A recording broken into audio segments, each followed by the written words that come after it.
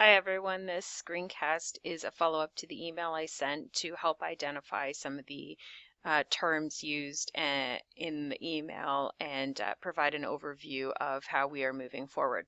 I created a test winter section to walk you through how we will use SAM moving forward. So what I'm going to do is I'm just going to edit that to bring you to the screens that we will need to defer to.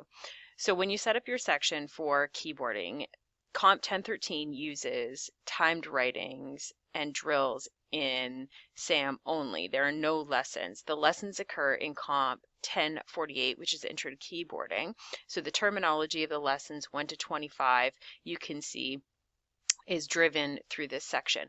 We want to only have the students using the keyboarding preferences outside the lesson now, as I've identified in the email.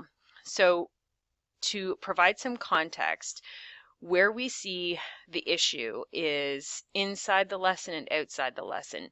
So typically, as I had mentioned, the intent was for students to have access to all the lessons 1 to 110, as the 5-minute timings would provide a diverse amount for faculty to pull from, which was the instruction in the guidebook. Where we're finding the breakdown is the students don't have access to all the lessons. They're only receiving access for the lessons 1 to 25, and then they're being prompted to purchase them, which we're not prepared to do. So we need to switch our model to the outside lesson.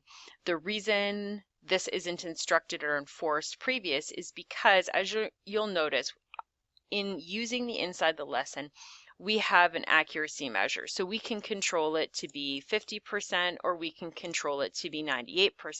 So as per our course outline and course description, students need to receive the passing timed writing speed with 98% accuracy. And the backspace can be on. And as you go into the lesson, you are going to provide a blanket time of 5 minutes. Now, the issue lies with the timed writings outside the lesson. So these are the actionable next steps. Being outside the lesson does not allow us to change that accuracy, but we can change the time. So you need to set the time to 5 minutes. Students will receive 5 minutes during the timing phase. At that point, once their timing is finished, students will need to calculate their own accuracy.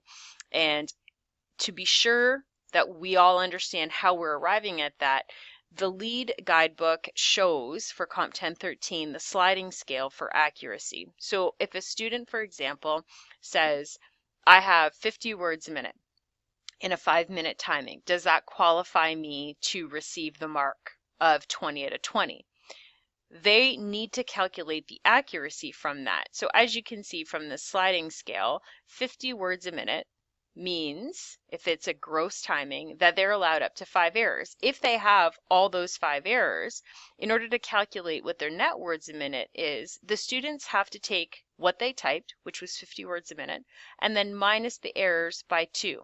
So that means they have 10 marks worth of errors to get their net words minute. So they, in fact, are going to receive a 40 and a mark of 10. So students will have to have this explained to them, and they will have to identify from their own critical thinking, does my timed writing qualify? If that's the case, they can print it out, you can sign it, and you can also keep track. I use an Excel spreadsheet to do so. So whenever, because the passing grade is 40, I put the students weekly, anybody who obtains the grade, I mark on the spreadsheet what they received, and then I color code it, which is my own preference, so that I can identify if the speed is 40 or if it's an exemption speed, which I put in red. But this scale will identify for you what the accuracy means.